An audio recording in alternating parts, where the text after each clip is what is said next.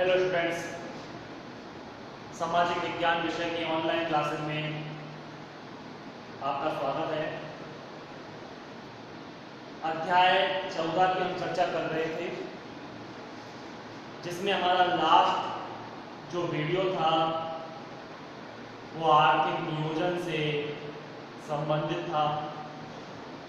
हमने देखा था कि हमारे देश के अंतर्गत विविध प्रकार की विभिन्नताएं पाई जाती हैं। इन विभिन्नताओं में चाहे सांस्कृतिक विविधता हो, चाहे सामाजिक हो या आर्थिक हो, हर तरह की विविधताएं मौजूद हैं। संसाधन भी समान रूप से वितरित नहीं है। कहीं संसाधनों की अधिकता है तो कहीं संसाधनों की कमी। इन संसाधनों की एक समान स्थिति को लागू करने के लिए ही नियोजन की आवश्यकता पड़ी।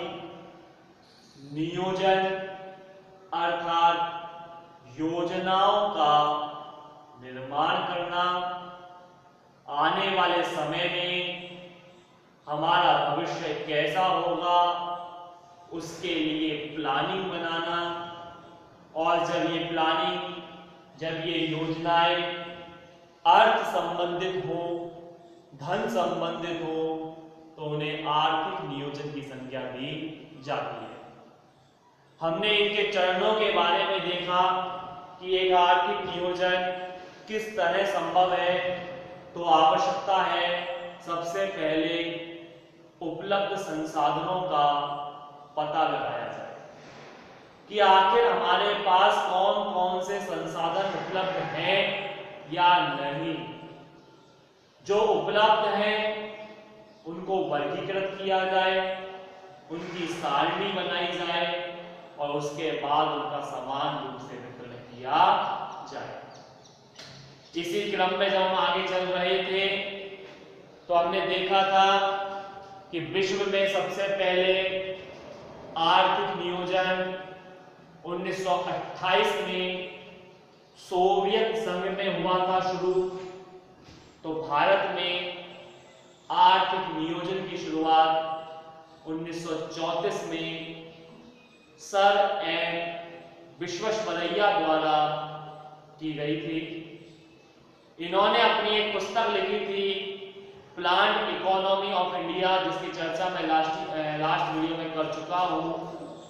इस पुस्तक में इन्होंने आर्थिक नियोजन को बड़े ही व्यापक पैमाने पर समझाने का प्रयास किया। तो ये सारी बातें हम देख चुके थे। आर्थिक नियोजन की चर्चा चल रही थी, तो आज आर्थिक संबंधी ही एक और टॉपिक की बात करेंगे, आर्थिक वृद्धि और आर्थिक विकास। दो टॉपिक चलेंगे आज हमारे, एक आर्थिक वृद्धि और एक आर्थिक विकास।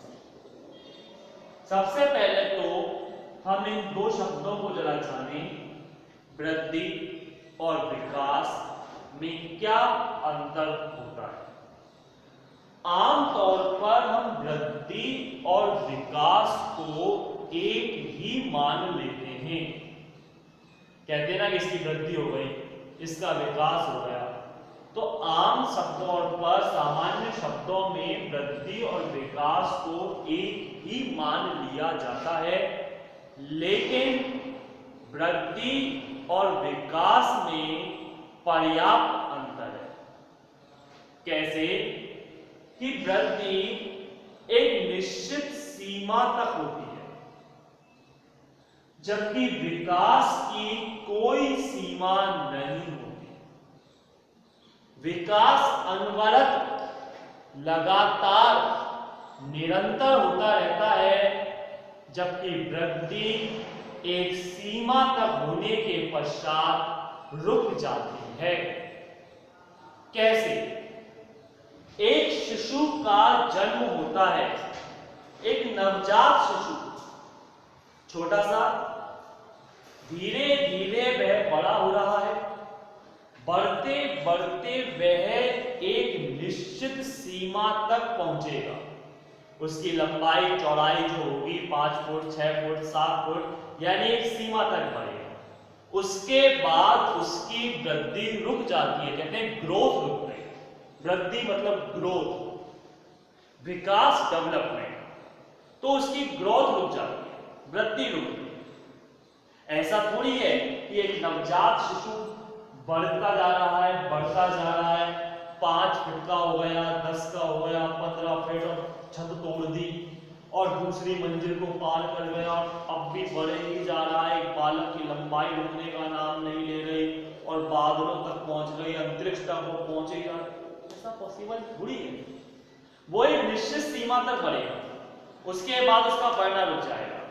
या मोटापे की बात करें, हेल्थ की बात करें, मोटा हो रहा है, हो रहा है, हो रहा है, धीरे धीरे धीरे धीरे इतना होगा, इतना होगा और इतना होगा।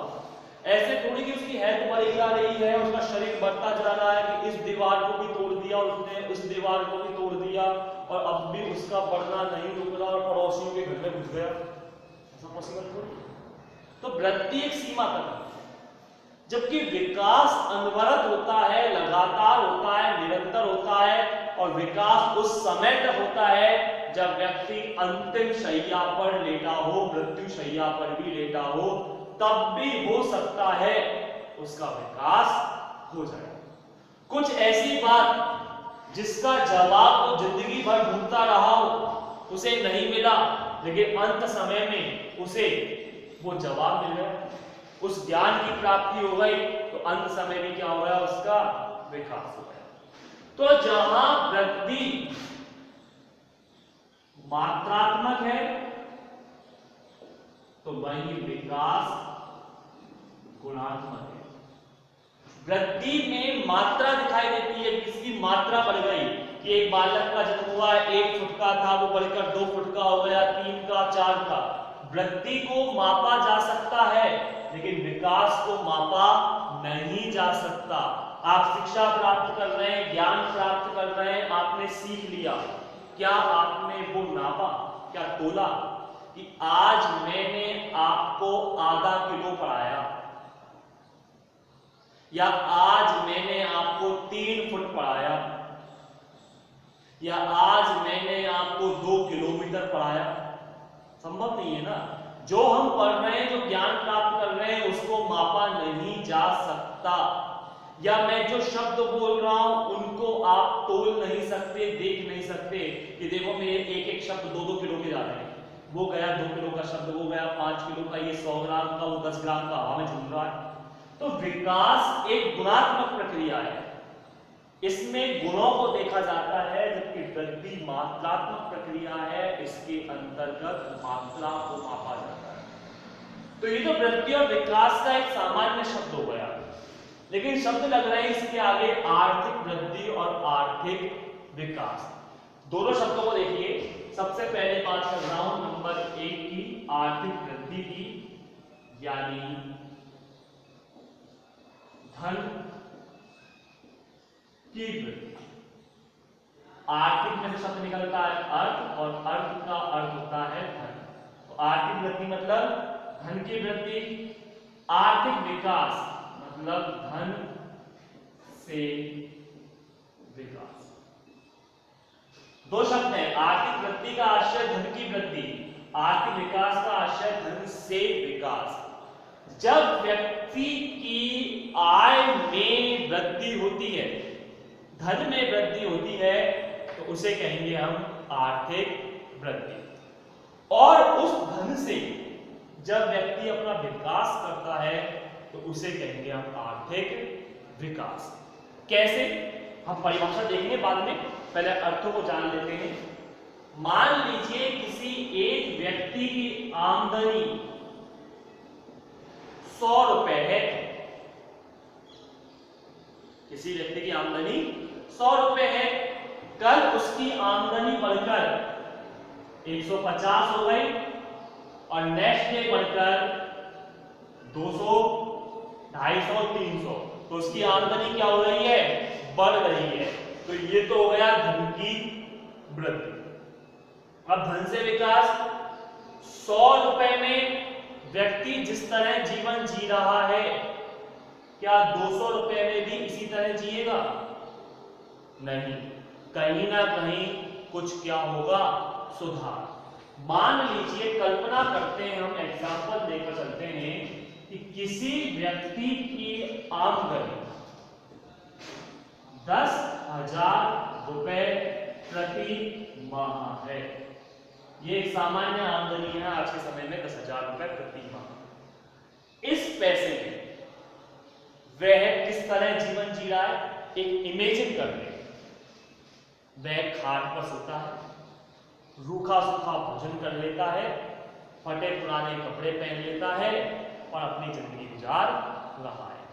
10,000 रुपए में इतना ही आता है।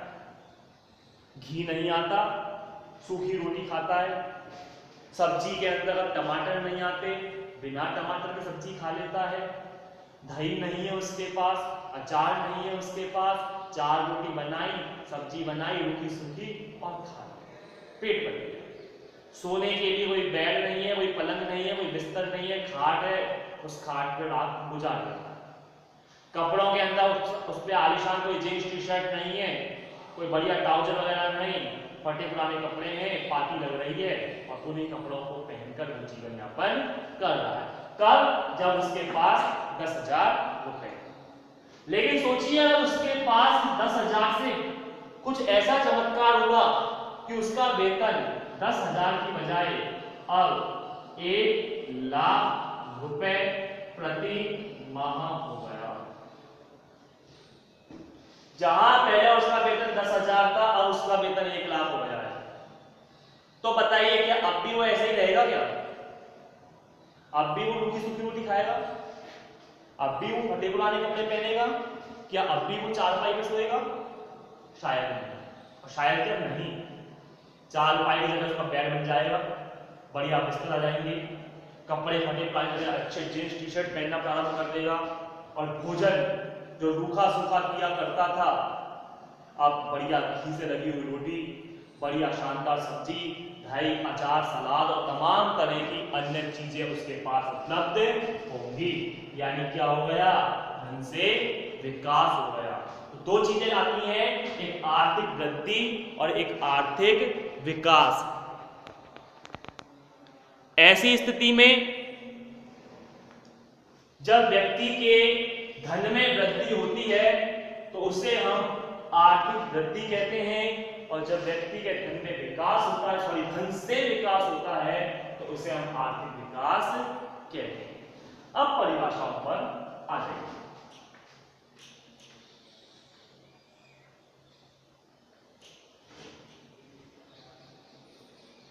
सबसे पहले आर्थिक वृद्धि की परिभाषा।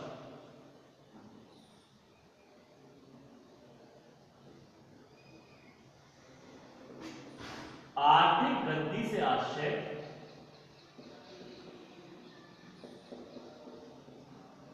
व्यक्ति की आय में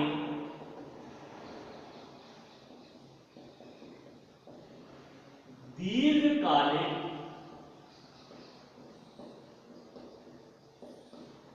वृद्धि होना।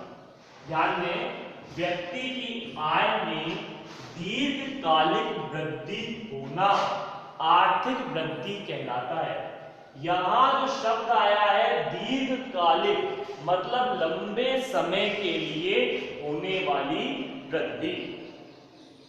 अब लंबे समय के लिए होने वाली वृद्धि का मतलब क्या हुआ कि जैसे आज वेतन 100 रुपए है, कल 150 हो गया और परसों 80 रह गया। नहीं, आर्थिक वृद्धि होगी तो लगातार वृद्धि होगी। 100 के बाद 150, 150 के बाद चाहे 160 ही हो, और 160 क्या चाहे 151 ही हो, लेकिन बढ़ना चाहिए। आगे लंबे समय के लिए व्यक्ति की आय में जब वृद्धि होती है तो उसे आर्थिक वृद्धि कहा जाता है, या दूसरे रूप में कहें, समय के साथ साथ राष्ट्र की आय में वृद्धि होना आर्थिक वृद्धि कहलाता है। अगर व्यक्तिगत बात कर रहे हैं तो व्यक्तिगत में व्यक्ति की आय आ जाएगा यहाँ पर, और यदि देश की बात कर रहे हैं तो यहाँ क्या आ जाएगा, राष्ट्र। यानी आमदनी में वृद्धि होना, जो पैसा हम पर आ रहा है, चाहे वो किसी भी तरह से आ रहा है, मतलब उससे नहीं है, चाहे किसी के यहाँ नौकरी कर रहे हैं, अपना रोजगार कर रहे हैं, अपनी कोई शॉप खोले हुए हैं, या किसी मल्टीनेशनल कंपनी में कार्य कर रहे हैं, चाहे कृषि कर रहे हैं, चाहे मछली पकड़ रहे हैं, कार्य चाहे कोई सा भी हो, यदि वेतन में वृद्धि हो रही है, आमदनी में वृद्धि हो रही है, और वो वृद्धि दीर्घकालिक है, तो उसे हम आर्थिक वृद्धि कहा जाएगा। वहीं आर्थिक विकास से आशय क्या है? आर्थिक विकास, जिसकी शुरुआती परिभाषा में चलेगी, आर्थिक विकास से आशय व्यक्ति की आय में दीर्घकालिक वृद्धि होना तथा जीवन जीने की गुणवत्ता में सुधार, जीवन जीने की गुणवत्ता में सुधार, अर्थात व्यक्ति जिस तरह वर्तमान में जीवन जी रहा है उससे बेहतर तरीके से उसे जीवन जीना होगा, तो उसका आर्थिक विकास हो रहा है। लेकिन कई बार ये देखने को सामने आता है कि आर्थिक वृद्धि होने के बावजूद भी लोग अपना आर्थिक विकास नहीं कर पाते, उनके जीवन जीने के स्तर में बदलाव नहीं आ पाता।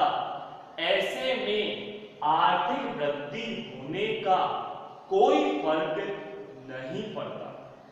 एग्जाम्पल के रूप में एक व्यक्ति गरीबी में अपना जीवन यापन कर रहा है, वही फटे पुराने कपड़े पहन रहा है, रूखा सूखा भोजन कर रहा है, चारपाई पर सो रहा है, ये सामान्य स्थिति में वो जीवन यापन कर रहा है।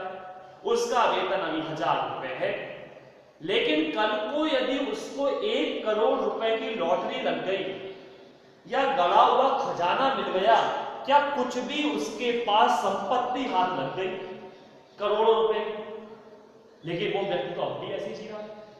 उन करोड़ों रुपयों को उसने बक्से में बंद कर दिया, और जो भी आपने दिखाया कि देख मेरे पास 1 करोड़ रुपए हैं और लॉक लगा ले, लेकिन रह रहा है वही ऐसा, फटे पुराने कपड़ों में रूखा सूखा भोजन कर रहा है। तो क्या उसका आर्थिक विकास हुआ? नहीं। उन 1 करोड़ रुपयों का कोई फर्क ही नहीं पड़ा, आर्थिक वृद्धि से कोई मतलब नहीं निकला। आर्थिक वृद्धि तब योगदान देगी जब व्यक्ति अपने जीवन जीने के स्तर में सुधार करेगा, और व्यक्ति का जीवन स्तर तब सुधरेगा जब व्यक्ति की आर्थिक वृद्धि होगी। यानी ये दोनों एक दूसरे के पूरक हैं। विकास तब होगा जब वृद्धि होगी, विकास तब होगा जब वृद्धि होगी, और यदि विकास नहीं करते हैं तो वृद्धि का कोई मतलब नहीं है। वृद्धि सही मायनों में तभी कार्य करेगी जब व्यक्ति अपना विकास करना चाहे, अपने जीवन जीने के स्तर में सुधार करना चाहे। जहां आर्थिक वृद्धि एक मात्रात्मक आयाम है, तो यह एक गुणात्मक आयाम। उम्मीद करता हूं ये 2 परिभाषाएं आप समझ चुके होंगे। मैं बड़े ही शॉर्ट धीमे तरीके से आपको थोड़े थोड़े टॉपिक को समझा रहा हूं, ताकि हर बात को आप स्पष्ट रूप से समझ सकें। तो आज हमारा ये जो टॉपिक रहा आर्थिक वृद्धि और आर्थिक विकास से संबंधित, इस लेसन की अन्य बातों की चर्चा हम आगामी वीडियो में करेंगे। तब तक के लिए धन्यवाद।